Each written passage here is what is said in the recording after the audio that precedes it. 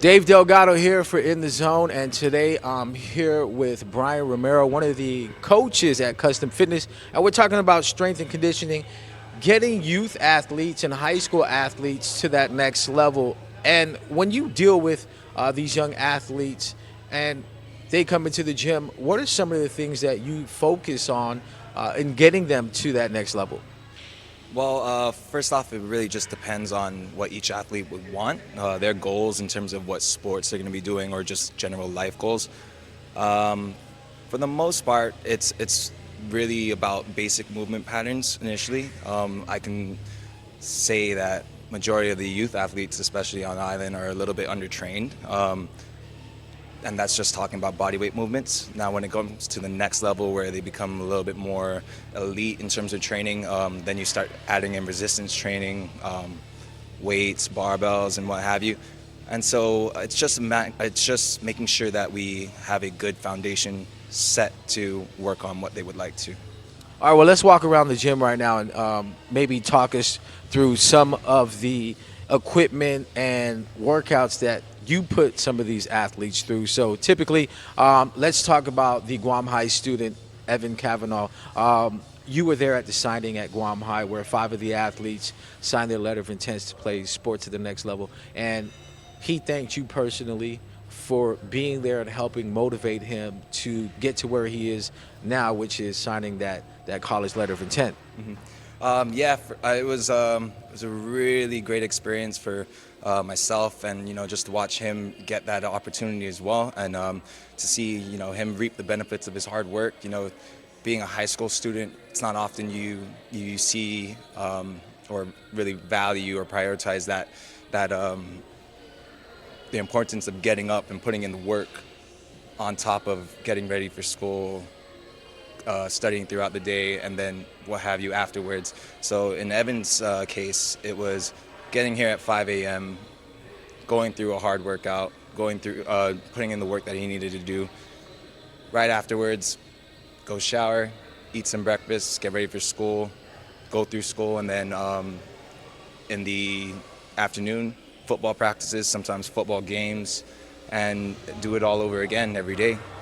So to see him go through that process and build himself as an athlete, and just be there alongside him, it was a great experience.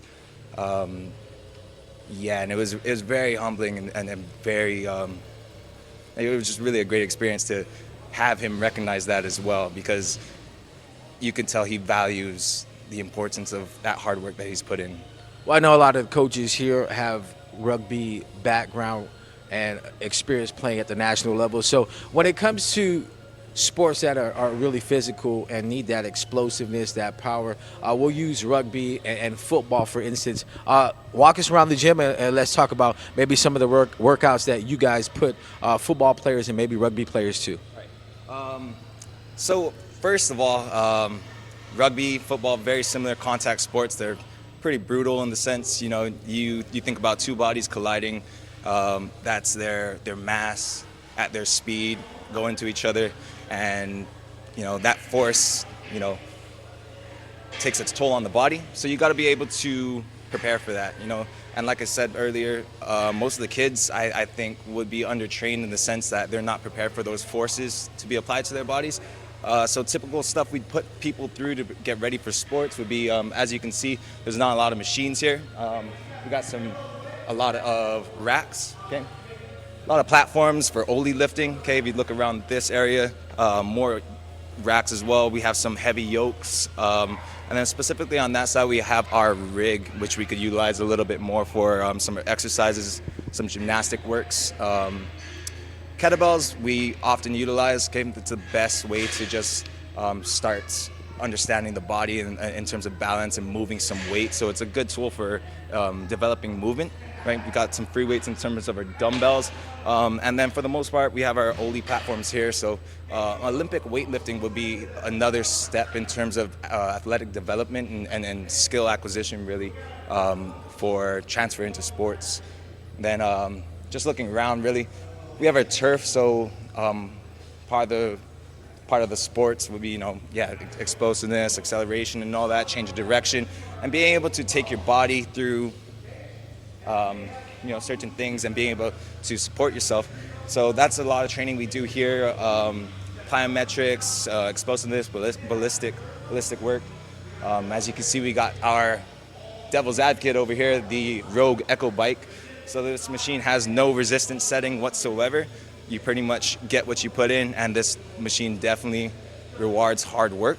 All right.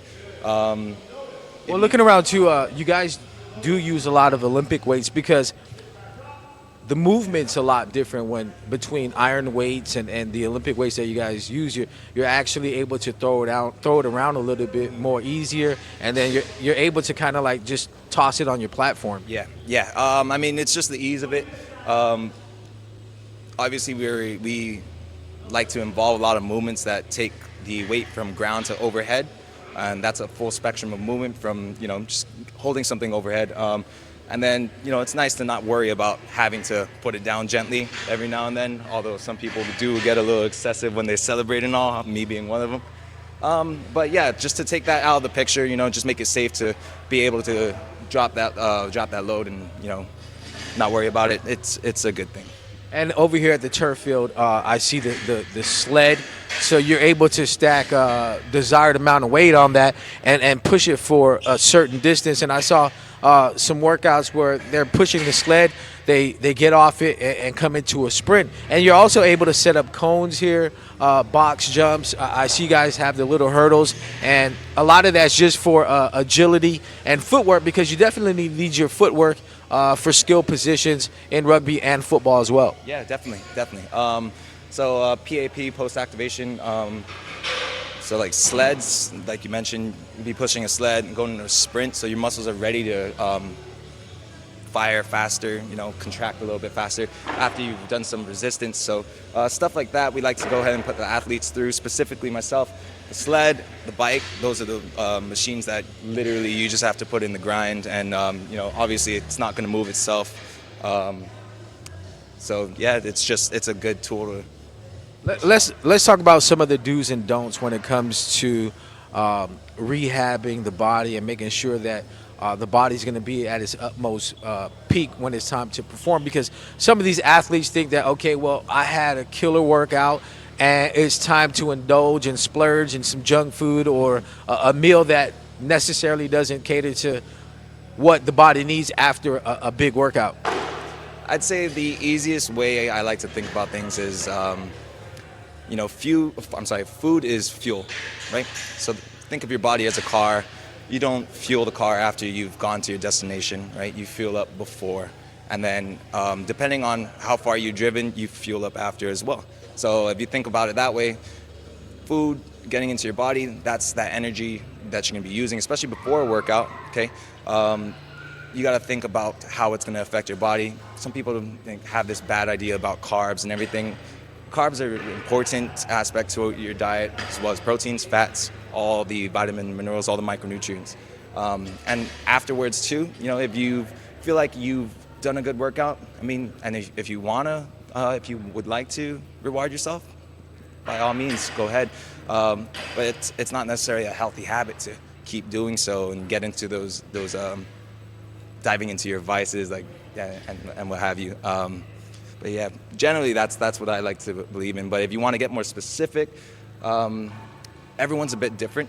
Okay, everyone has different daily needs, daily stresses that affect their lives, and so your diet should revolve around that as well as your workouts. Okay, so primarily, it's all about feeling good in my book, improving the quality of life, and especially for student athletes, young athletes, about longevity and risk prevention. And in terms of working out, that should be the primary focus, and then everything else should revolve around that. And I think rest is definitely important, because nowadays we see a lot more younger athletes in the gym thinking like, oh, I can't skip the gym, I have to be in here 6-7 times a week. And that's not really the main thing they should worry about. They should worry about putting in the workout, getting proper rest, and then getting back to it. And then on the flip side of that too, it's not necessarily always doing the same workouts on the same days. Yeah, yes, exactly. For the most part, that old mentality, I hate to call it old mentality, but one of the previous focuses would be I'd go as hard as I can I push myself as hard as I could. And if I'm sore for the next 2 days, I'm going to do it again and again. I'm going to push my body that much. I mean, for the most part, you're going to get results just like anything else. You can do something, but it's not necessarily sustainable, right? It's not effective to be doing that every day because it's going to be so stressful on your body. It's going to be so stressful on your mind. And speaking of mind, so that's one thing that people have to, or I would like people to incorporate into when they, start this thought process about their training. There's a mind-body connection, right? If after a day of deadlifting or something, or a heavy day, right, and you feel like the next day your mind's telling you, yeah, we're not working today, we can't do any more deadlifts, or can't jump, can't run, that's a good indicator that you shouldn't, right? So listen to your body every now and then, and take that time to rest, because that's when you're actually growing, okay? And that old mindset, like I said, about pushing yourself every day and going as hard as you can, there's times for that, but it's not something that you do every day, because it's definitely not sustainable, not safe. And here at Custom Fitness, summertime, really trying to get people out of the house, off the couch, off the video games. There's quite a few camps that are targeting the younger age groups for athletes to kind of get a head start for the next school season if they are playing sports. So yeah, we actually do have a few camps going on at the moment targeting the youth. Okay, for the biggest one will be the teen strength and conditioning class. They're here, I believe, from 9 to 12 on Tuesdays and Thursdays. I may be mistaken about that. But yeah, it's just about, like I said, getting kids in here, creating that foundation, and exposing them to certain things that they haven't done before. Just building that base of basic movement patterns, squatting, pulling, pushing, all that, and then taking that and introducing them into resistance trainings through the weights and barbells, kettlebells, and what have you. And then a few more camps we have going on. We have a youth rugby camp going on. I'm very pleased and very thankful that we have a big turnout this year. We're down in Adeloop from 8 to 12 on Monday, Wednesday, and Friday. So it's really good. It's a really good opportunity for the kids to get out there. And if you want to learn the sport, whether you want to learn the sport or you want to just be the best at the sport, it's a good place to start. It's a good place to expose yourself to new people with the same focus and same goals, and just get out there to learn the sport and have some fun. And how can people get in contact with you guys or find out what days and what workouts you guys are offering here at the gym? All right, easiest way to do it is come down here, see what we're all about. Okay, not easiest way, but the best way to do it, because you get a first-hand experience as to what's going on here. Another way you can do is just give us a call, get some more information. We're on Instagram, Custom Fitness. You can email us, cfsguam@gmail.com. But yeah, we have staff always willing to speak to people who are curious or like to inquire about all these things going on, and then we're willing to work with anyone. So if you guys are curious, you're not too sure where to start your personal journey in terms of your fitness or just making yourself better, take some time to speak with us, and we'll be happy to work with you. And it's all about rehabbing too, because we have the Claros brothers, and definitely, is it hot tub, cold tub, sauna? What else do you guys have here? As far as the recovery stuff goes, a big thing that we do like to advertise, and people like the fact that we have it. The hot tub and cold tubs. They're definitely a tool you can utilize in training and stuff, especially if you're feeling like crap every now and then. It's a good way. Cold immersion is a good way to reset the body, kickstart that recovery process, and then you can do some contrast methods between the pools. And other than that, we do have a few other tools that we can utilize. The best tool, though, would be the coaches here. All right, we could tell you how to use these things, tell you how they work, and when you should do them, revolving around your training. So, All right, there you go. Make sure to come down to Custom Fitness, get your workout on, especially if you're a young, aspiring athlete looking to step your game up and eventually make it to the next level. Make sure to check us out next Thursday for In the Zone.